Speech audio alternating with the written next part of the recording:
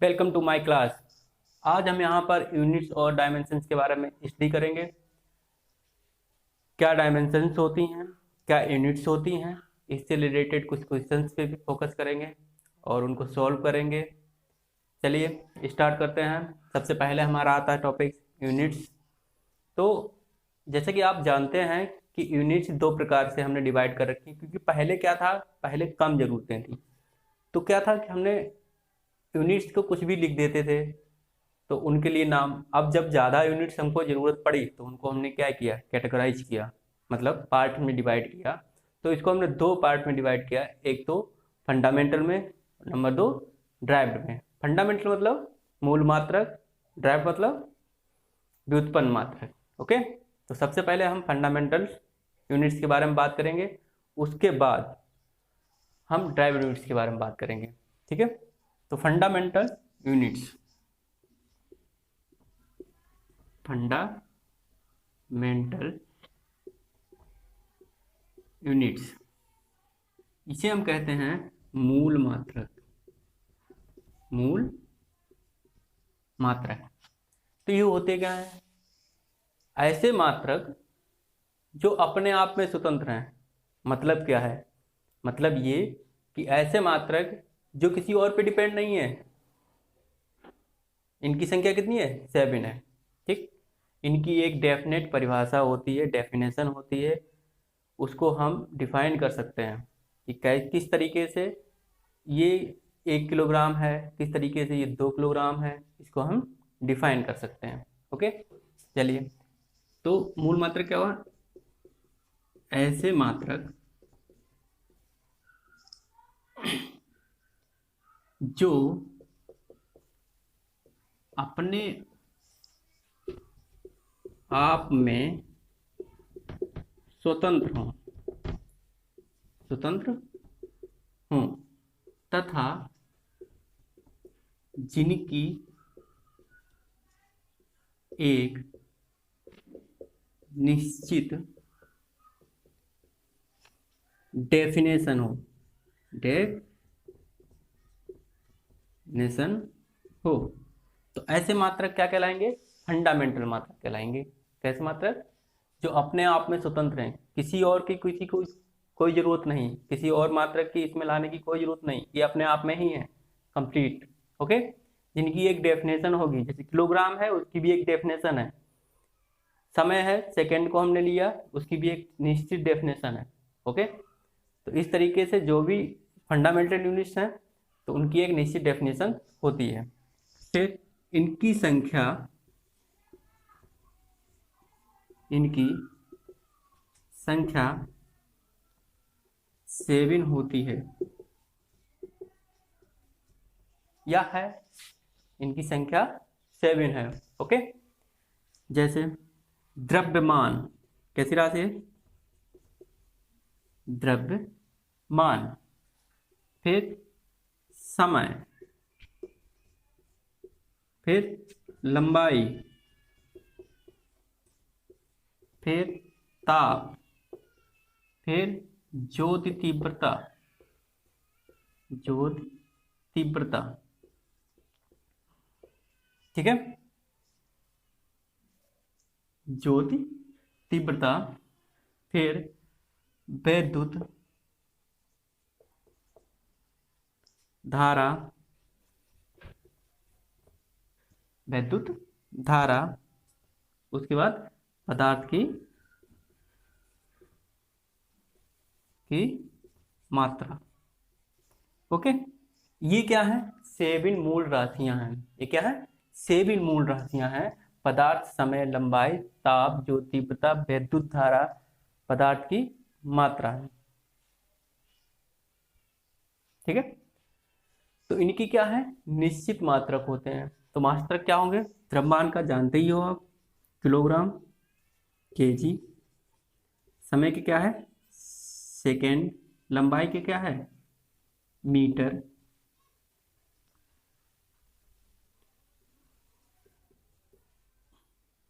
ताप का क्या, केल्विन, ज्योति तीव्रता कैंडिला,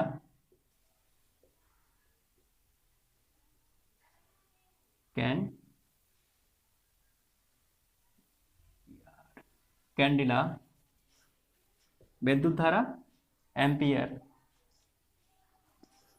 पदार्थ की मात्रा मोल, ठीक है ना। द्रव्यमान किलोग्राम में नापते हैं, समय सेकंड में नापते हैं, लंबाई मीटर में नापते हैं, ताप केल्विन में, जो तीव्रता कैंडिला में, विद्युत धारा एम्पियर में, और पदार्थ की मात्रा मोल में, ठीक है ना। ये 7 मात्रक होते हैं। ओके, अब क्वेश्चन टीजीटी या पीजीटी में ऐसे नहीं पूछा जाता कि डायरेक्टली पूछ लिया कि हाँ बताइए द्रव्यमान का मात्रक क्या हुआ, ऐसा कभी नहीं पूछा जाएगा। वो कंपेयर कराता है कि इस पर्टिकुलर क्वांटिटी का मात्रक किस से मैच कर रहा है, तो वो आगे अभी ड्राइव टू करने के बाद उसको एक क्वेश्चन को देख लेंगे। ओके, चलिए, तो इतना हो गया, सबका लिख लेना है आप लोगों को। तो अब इसके बाद आते हैं ड्राइव्ड यूनिट्स।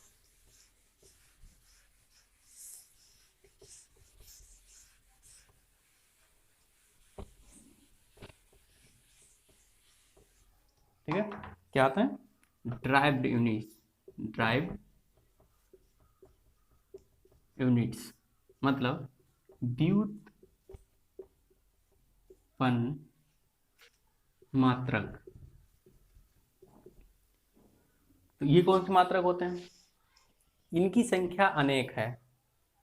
क्या है? वो तो 7 मात्रक थे, उनको हमें पता था कि हाँ ये 7 मात्रक हैं। उनकी संख्या एक निश्चित थी कि 7 मात्रक मूल मात्रक कहलाते हैं। बट यहाँ पर क्या है, ड्राइव्ड यूनिट्स मतलब क्या है, व्युत्पन्न मात्रक। तो जैसे हमें नाम से पता चल रहा है, व्युत्पन्न या ड्राइव्ड मतलब किसी से प्राप्त किए हुए, ठीक है ना। तो देखिए, ऐसे मात्रक, ऐसे यूनिट्स, ऐसे मात्रक जो जो मूल मात्रकों से प्राप्त किए जाते हैं, मूल मात्रकों से प्राप्त किए जाते हैं, कैसे कहलाते हैं? व्युत्पन्न मात्रक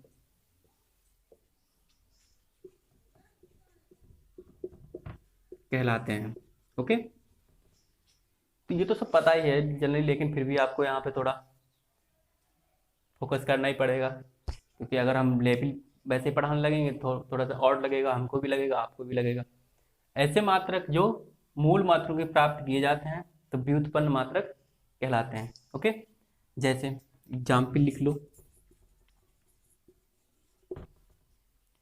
एग्जाम्पल में क्षेत्रफल मान लिया, क्षेत्रफल, ठीक है ना। तो क्षेत्रफल का मात्रक क्या होता है? Metre square, metre square. अगर हमने आयतन का माना तो मीटर क्यूब। कैसे होता है? क्षेत्रफल का फार्मूला होता है लंबाई गुणे चौड़ाई। ओके, तो लंबाई हमने मानी क्या, मीटर में, और इसका भी मीटर, तो कितना हो जाएगा, बराबर मीटर स्क्वायर। ओके, इसी तरीके से लंबाई गुणे चौड़ाई गुणे ऊंचाई, तो क्या होगा, मीटर गुणे मीटर गुणे मीटर, तो कितना, मीटर क्यूब। किसी भी एनी क्वांटिटीज, उन 7 के अलावा जितनी भी क्वांटिटीज हैं उनको हम इन ड्राइव्ड फार्मूलोज के या उनकी सहायता से हम जितने भी जो मात्रक निकालेंगे वो क्या होंगे, सब ड्राइव्ड यूनिट्स में आएंगे, व्युत्पन्न मात्रक कहलाएंगे। ओके, चलिए, इतना आप लोगों को समझ में आया होगा। ठीक है, अब देखिए, अगर कोई कह रहा है कि इसका मात्रक ये है, इसका मात्रक ये है, तो हम इसको कंपेयर करके उसको निकाल सकते हैं। जैसे हमने कहा बल, बल का मात्रक आपसे पूछा, बल का मात्रक को मान लिया एप्सिलॉन जीरो की बीमा हमें निकालनी है, एप्सिलॉन जीरो का मात्रक निकालना है। एप्सिलॉन क्या होता है, एप्सिलॉन नॉट या जीरो, ठीक है, एप्सिलॉन जीरो। ये हमें निकालना है, तो हम कैसे निकालेंगे? ओके, तो ये कैसी यूनिट्स है? ये ड्राइव्ड यूनिट्स है। कैसे निकालेंगे? हमें पता है क्या होता है, एफ बराबर फोर्स का मात्रक निकाल देंगे, 1/4 pi epsilon 0 Q1 Q2 upon R square. Okay, अब क्या करेंगे हम इसको, एप्सिलॉन 0 की विमा यहाँ से एप्सिलॉन 0 इधर ले लो, और क्या बचेगा? तो यहाँ हो जाएगा 1/4 पाई एप्सिलॉन 0। चलिए ऊपर कर देते हैं इसको।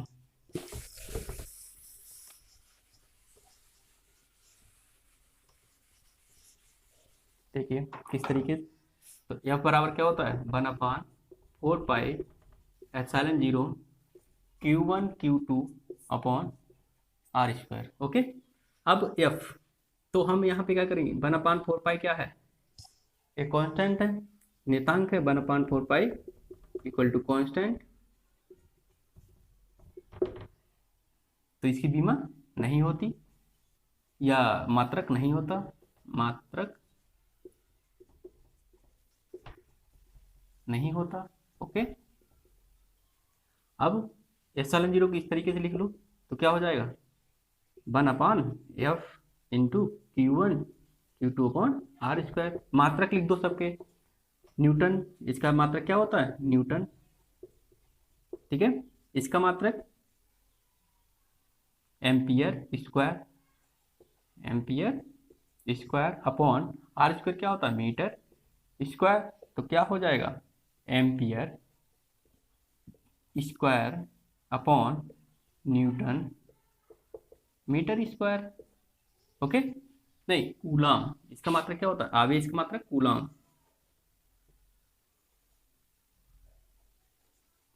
तो ये कूलाम स्क्वायर हो जाएगा, यहाँ पे क्या हो जाएगा, कूलाम स्क्वायर। तो यहाँ से मात्रक क्या हो जाएगा, coulomb square upon newton metre square. Okay, क्या हो जाएगा, coulomb square upon newton metre square. इसी तरीके से हमें अगर कोई फार्मूला, अगर हमें किसी चीज़ का मात्रक नहीं पता है, तो हम उसका कोई फार्मूला हमको अगर याद है, उससे रिलेटेड जो भी उसमें अदर टर्म्स दे रखे हैं, अगर हम उसका फार्मूला जानते, अगर हम उनकी यूनिट्स जानते हैं, तो आसानी से हम किसी भी फार्मूले की या किसी भी चीज़ की हम यूनिट्स निकाल सकते हैं। इस प्रकार एक और देख लेते हैं, क्या है कि देख लो,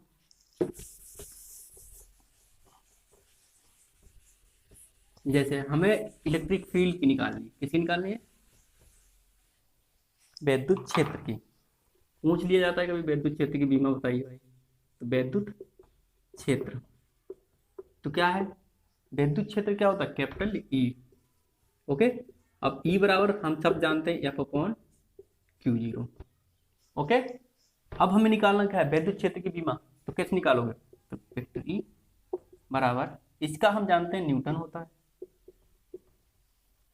न्यूटन होता है, इसका क्या होता है, कूलाम।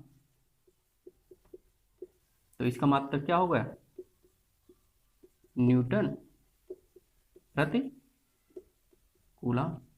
ये इसका मात्रक होगा, किसका, इलेक्ट्रिक फील्ड का, मतलब विद्युत क्षेत्र का। ओके, चलिए अब यूनिट्स के तो बारे में हमने अध्ययन कर लिया। ओके, अब हम चलते हैं डायमेंशंस के बारे में, कि डायमेंशंस क्या होती हैं, उससे रिलेटेड भी कुछ क्वेश्चंस कर लेते हैं। ओके, चलिए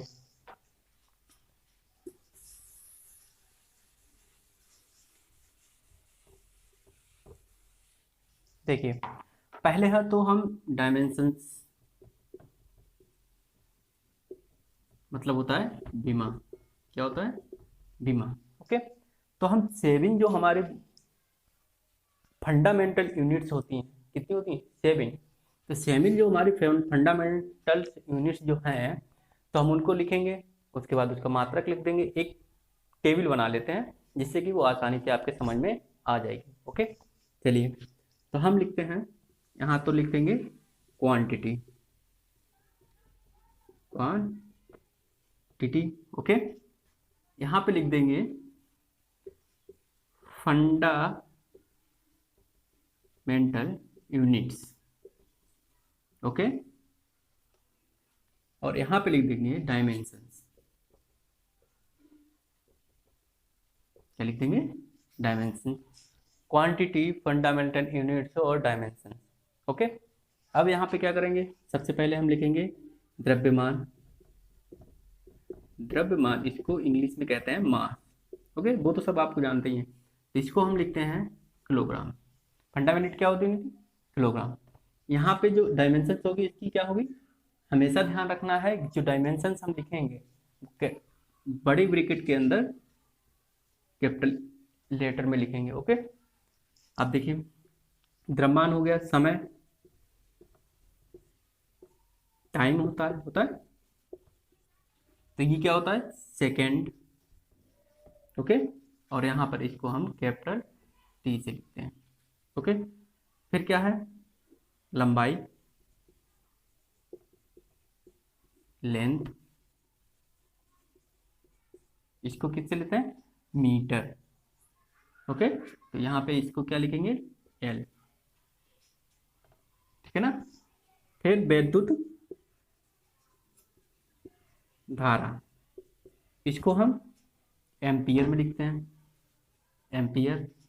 और यहाँ पे इसका जो नोटेशन होगा वो ए टी होगा। वैद्युत धारा को हम ए टी से लिखते हैं। Okay,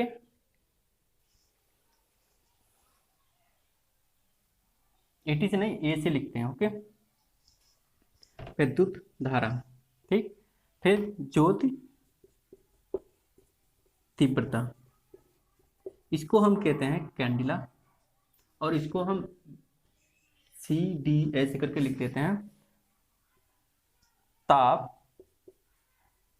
kelvin. यहाँ पे के लिख लो या केल्विन लिख लो, हिंदी में भी केल्विन।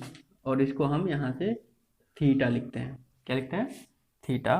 और यहाँ पे मोल, पदार्थ की मात्रा, पदार्थ की मात्रा। ये कितना होगा, ये इसका मात्रक होता है मोल। और ये ब्रैकेट में इसी तरीके से हम इसको लिख देते हैं। तो ये हमारे क्या हुई, क्वांटिटी हुई, फंडामेंटल यूनिट्स हुई और डायमेंशन हुई। इसको हम इस तरीके से लिख देते हैं, इसको इसकी ये यूनिट्स हो गई और ये डायमेंशन हम इस तरीके से इसको लिखते हैं। ओके, अब डायमेंशंस का यूजेज हम क्या करेंगे, क्वेश्चंस करते जाएंगे। सबसे पहले एक यूज हम कराएंगे, आज हम बस एक यूज कराएंगे, उससे रिलेटेड जो प्रॉब्लम्स प्रीवियस ईयर में आई हैं, कहाँ पर, टीजीटी और पीजीटी में, वो प्रॉब्लम्स यहाँ पर हम सॉल्व कराएंगे। ओके, चलिए स्टार्ट करते हैं। बेसिकली जो क्वेश्चंस होता है वो हमारा टीजीटीपी में जहाँ तक हमने देखा, वो क्वेश्चन जो है डिपेंड है यूजेज ऑफ डायमेंशंस। ओके, चलिए देखिए, यूजेज ऑफ डायमेंशंस मतलब क्या है, बीमाओं का प्रयोग। ओके, हिंदी में क्या कहते हैं इसको, बीमाओं का प्रयोग। देखिए नंबर 1, कोई भी फॉर्मूला दिया हुआ है, कोई भी फार्मूला आपको दिया है और आपको पता नहीं है कि वो फार्मूला कैसा है, सही है या गलत है, तो हम क्या करेंगे, उसमें बीमा अप्लाई कर देंगे। बीमा से जो फार्मूला, अगर right hand side equal to left hand side, तो क्या वो फार्मूला बिल्कुल राइट है। ओके, देखिए एक फार्मूला कोई लिख लेते हैं टी बराबर 2 pi under root L/G। Number 1 ऐसे लिख लो कि हाँ क्या है,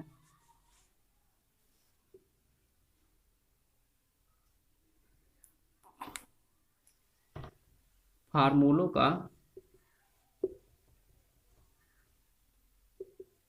को चेक करना।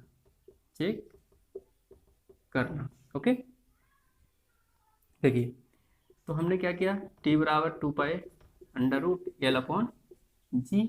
ओके, वेयर टी क्या है, टाइम पीरियड,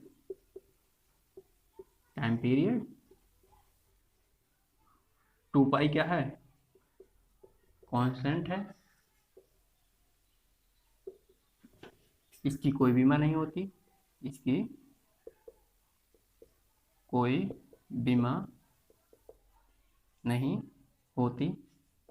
ओके, एल क्या है? लेंथ है, लेंथ। और जी क्या है? ग्रेविटेशनल एक्सेलरेशन, ग्रेविटेशनल एक्सेलरेशन क्या है? टी टाइम पीरियड है, 2 पाई एक कांस्टेंट है, इसकी कोई बीमा नहीं होती। एल क्या है? लेंथ है। जी क्या है? Gravitational acceleration. अब एक बात ध्यान देने वाली है, चाहे वो सिंपल एक्सेलरेशन हो, चाहे वो ग्रेविटेशनल एक्सेलरेशन का एक्सेलरेशन किसी भी प्रकार का हो, उसकी बीमा जो डायमेंशंस है वो हमेशा वही रहेगी। ठीक है, तो हम टी की बीमा क्या होती है, तो हम ले लेते हैं पहले एल एच एस। ओके, तो एल एच एस में टी लिया, तो एल एच एस क्या है? टी। तो इसकी बीमा क्या हो गई? टी। टाइम पीरियड है, समय है, टी हो गई। आर एच एस ले लो, आर एच एस, तो आर एच एस क्या है? 2 पाई। बस 2 पाई क्या है? एक कांस्टेंट है, इसकी कोई बीमा नहीं होती।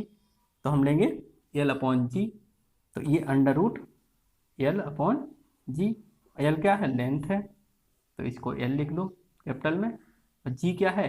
एक्सेलरेशन है, तो इसकी बीमा एल टी 2 - 2 होती है। तो ये क्या होगा? एल से भाई साहब एल गए काम से, बचेंगे कितना? 1/t का -2। अब ये जो ऊपर जाएगा तो ये क्या हो जाएगा? t⁻²। वो अब ऊपर जाएगा तो +2। ओके, अब इसके जो स्क्वायरिंग कटेगा तो ये t हो गया। तो यहाँ पे क्या है? R H S equal to L H S. Okay, तो hence the formula is correct. Okay, तो कैसा फार्मूला है? बिल्कुल सही फार्मूला है। ओके, आगे एक क्वेश्चन और कर लेते हैं। अब इसका एक और यूज है, ये तो चलो फार्मूला का यूज हो गया, एक और यूजेज है। तो इसका यूज है, इसका लिखना है आपको क्या कि समान नंबर 1 तो हो गया, नंबर 2 समान बीमाओं वाली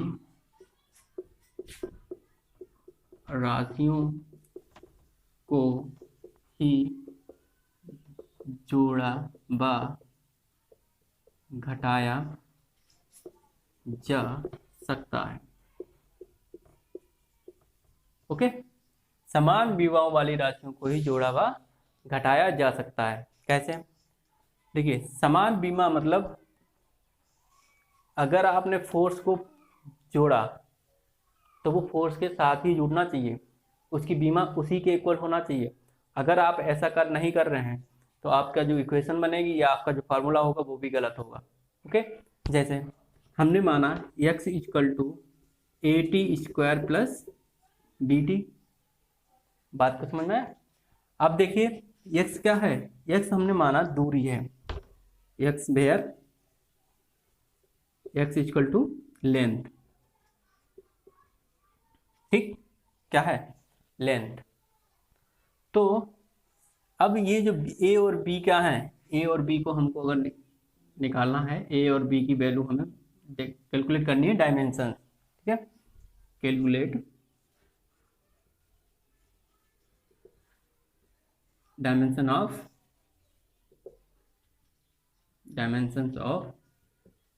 a, b। ओके, अब देखिए जो a, b, यहां से हमने क्या किया? अब देखिए x लेंथ है, t क्या है? टाइम है, ओके। तो हम यहां से क्या करेंगे? x की बीमा बराबर किसकी? at² की बीमा। ओके, ये कंसेप्ट यहाँ पे यूज करना है कि समान राशियों को ही जोड़ा व घटाया जा सकता है। तो ये कंसेप्ट आप यहाँ पे यूज करेंगे। तो यहाँ पे क्या है? एक्स जो है, एक्स की बीमा equal to a T square की बीमा, और यहाँ से हम ए की बीमा निकाल सकते हैं, तो एक्स की बीमा अपॉन क्या की बीमा, टी स्क्वायर की बीमा। ओके, अब इसमें एक्स का हमने क्या लिया, लेंथ, तो लेंथ क्या है एल, और टी स्क्वायर की बीमा टाइम होता है तो टी स्क्वायर, तो ये जब ऊपर जाएगा तो L T minus two. Okay, तो ए एक्स की बीमा अपॉन टी स्क्वायर की बीमा, तो L upon T square L T minus two. Okay, ऐसा क्वेश्चन टीजीटी या पीजीटी में दोनों में एक एक क्वेश्चन को देखने जरूर मिलता है, और ये कॉन्सेप्ट बहुत इंपॉर्टेंट होता है आगे के जितने भी, चाहे वो नेट से हो चाहे किसी का भी एग्जाम हो, ये देखने को जरूर मिलता है। ओके, आज के लिए इतना ही। कल को इससे रिलेटेड कुछ प्रॉब्लम्स और आएंगे, उसको हम सॉल्व करेंगे, और आपके मन में जो भी प्रॉब्लम हो वो आप पूछ सकते हो, कमेंट बॉक्स में लिखना। थैंक यू, चलिए, थैंक यू।